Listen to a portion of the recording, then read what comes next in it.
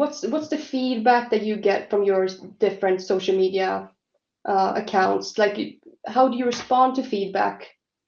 So I, for a few years ago there, I was get hate, but it's just like I know it's like people who don't matter, and people with like just doesn't mean anything. And it was Awesome Earth Movers. I'm sure you've all heard of them.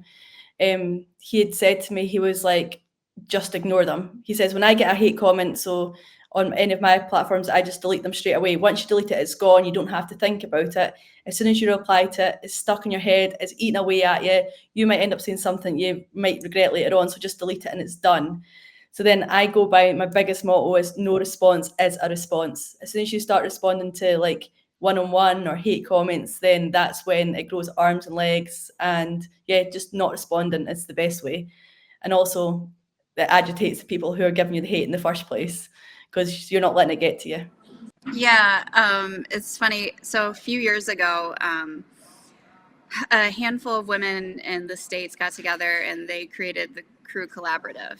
And we made a few TikToks. This is when TikTok came right out. And some of the comments on there were like, none of the girls can hit the ground with the bucket, and like just ridiculous things. And to anyone out there breaking into the social media world, like, does that hurt? Yeah. Is it true? No. And so our policy is we just block them. Like, and it's the same thing we tell our kids to do, right? Like, if you have kids or nieces or nephews, like, you don't want they're bullies. They're essentially bullies on the internet. And so we block it. There's a lot of hateful people out there, but ultimately there's something bad in their life that's causing them to do that.